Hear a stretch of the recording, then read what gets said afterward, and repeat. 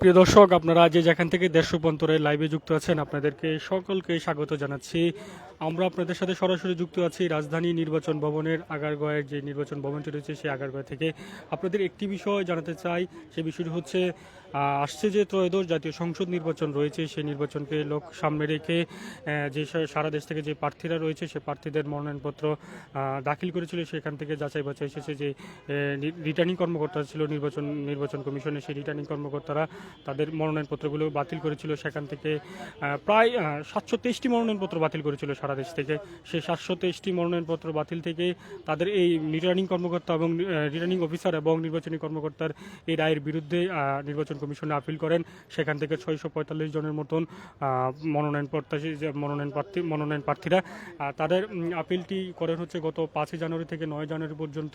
তার পরিপ্রেক্ষিতে 10 জানুয়ারি থেকে নির্বাচন কমিশনের এই আপিলের শুনানি শুরু হয়। সেই শুনানিটির প্রথম দিনে হচ্ছে আমরা আপিলের পর্যায়ক্রমে যে সিরিয়াল ছিল 1 থেকে 70 জন, সেই 1 থেকে 70 জনের আপিলের সিরিয়াল শুরু হয় এবং শুনানি শুরু হয়। প্রথম দিনে আমরা প্রায় 51 জন প্রার্থীর মনোনয়নপত্রটি বৈধ হয়েছে এবং তারা যে আসছে যে ত্রয়োদশ জাতীয় সংসদ নির্বাচন রয়েছে সেই নির্বাচনে অংশগ্রহণ করতে আর তাদের কোনো বাধা থাকলো না। আর পরের দিন আমরা রবিবারে আমরা গতকালই দেখেছি প্রায় 71 থেকে যে সিরিয়ালটি রয়েছে যে আপিলের, যে 71 থেকে এবং 140 পর্যন্ত তারা কালকে শুনানিতে অংশগ্রহণ করেছে।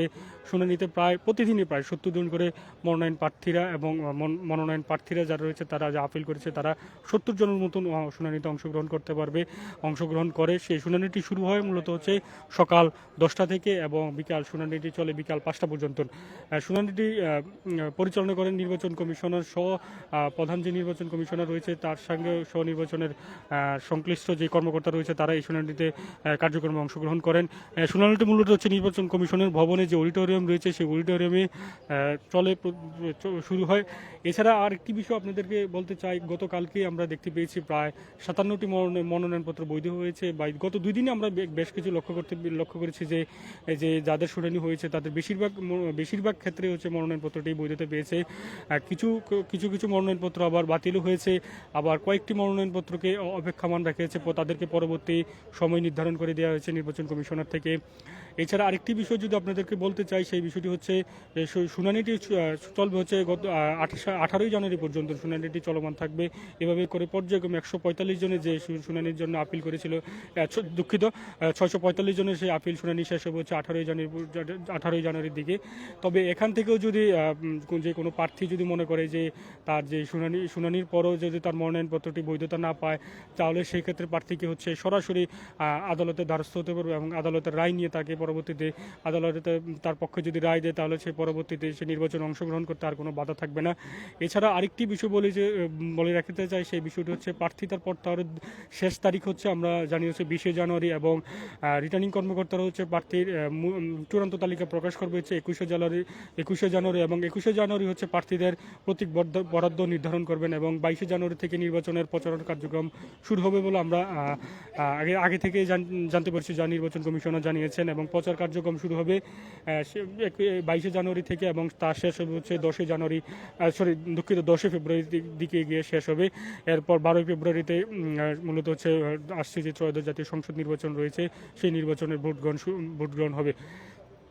এছাড়া আপনার আরেকটি বিষয় যদি লক্ষ্য করতে চাই, এখানে যে মনোনয়নপত্রগুলো যে বাতিল হওয়ার বেশিরভাগ কারণ হচ্ছে আমরা প্রার্থীদের সাথে যে কথা বলে জানতে পেরেছি, তাদের হচ্ছে কিছু প্রার্থীর হচ্ছে ডকুমেন্টস বা আয়কর রিটার্নের যে কাগজ পেপারগুলো রয়েছে সেই পেপারগুলো সঠিকভাবে দাখিল করতে পারছে না এবং স্বাক্ষরের কিছু বিষয় রয়েছে। এছাড়া কিছু প্রার্থীর হচ্ছে ঋণ খেলাপির এবং আবার কিছু প্রার্থীর আমরা দেখতে পাচ্ছি দ্বৈত নাগরিকত্বের বিষয় নিয়ে কিছু জটিলতা পোহাতে হচ্ছে। তবে সর্বোপরি যে এখানে যারা মনোনয়ন যে প্রার্থীরা রয়েছে তাদের কিছু অভিযোগ রয়েছে, সেই অভিযোগগুলো হচ্ছে সামান্য ভুলের জন্য রিটার্নিং কর্মকর্তারা তাদের যে মনোনয়নপত্রটি রয়েছে সেই মনোনয়নপত্রটি বাতিল করে দিয়েছে। এছাড়া আমরা যদি এখানে একজন মনোনয়ন প্রত্যাশী ছিল তার সাথে যদি আমরা একটা মনোনয়ন প্রার্থী ছিল তার সাথে যদি আমরা একটা যিনি সামনে ত্রয়োদশ জাতীয় সংসদ নির্বাচন অংশগ্রহণ করবেন, তার মনোনয়নপত্রটি বাতিল হয়েছে, তার মনোনয়নপত্রটির শুনানির জন্য তিনি এখানে আসছেন। ভাই, আপনার মনোনয়নপত্রটি কেন বাতিল করা হয়েছে যদি বলতেন? আমি মৌলানা মুজাম্মিল হক তালুকদার, সহকারী মহাসচিব, বাংলাদেশ নেজাম ইসলাম পার্টি। তো আমি পার্টির পক্ষে মনোনয়ন দাখিল করেছিলাম জোটের পক্ষে। আমাদের যে 11 দলীয় বর্তমান জোটের পক্ষে আমি মনোনয়ন পাওয়ার প্রত্যাশা নিয়ে কাজ করে যাচ্ছি। কিন্তু আমার একটি ছোট ভুল, এটা আমাদের যে হলফনামায় আমি মামলার তথ্য উল্লেখ করতে আমি ভুল করেছি। সেই ভুলের কারণে আমার মনোনয়নপত্রটা বাতিল হয়েছে। তো আমি ইতিমধ্যেই এগুলা সমন্বয় করে আবার নতুন করে একটি তৈরি করেছি, কাগজপত্র তৈরি করেছি এবং ক্লিয়ারেন্স নিয়েছি। আশা করি আজকে আমাদের শুনানি হবে। আমার সিরিয়াল হলো 195, 3টার পরে আমার শুনানি হবে আশা করছি। এবং শুনানিতে যেহেতু আমার যেহেতু এত শক্তিশালী না, আমি বৈধতা পাবো ইনশাল্লাহ এবং আমি প্রতিদ্বন্দ্বিতা করতে পারবো। দেশবাসীর কাছে এবং সকলের কাছে আমি দোয়া চাই, আল্লাহ পাক যেন আমাকে আমার এই আশাকে কবুল করেন এবং আমি মনোনীত হয়ে আমি নির্বাচনে আসতে পারি। দর্শক, আপনারা শুনছিলেন যে প্রার্থীদের যে মনোনয়নপত্রগুলো কেন বাতিল করা হয়েছে, যে তার সমস্যাটি ছিল হচ্ছে মামলার তথ্যটি তিনি গোপন করেছিলেন। মামলার তথ্যটি হচ্ছে গোপন করেছিলেন তিনি, তার যে মামলার তথ্যটি গোপন করেছিলেন তার কারণে হচ্ছে প্রার্থিতা বাতিল করেছে। আমরা যদি আরেকজনের সাথে কথা বলতে চাই, ভাই আপনার মামলাটি, আপনার মনোনয়নপত্রটি কেন বাতিল করা হয়েছে?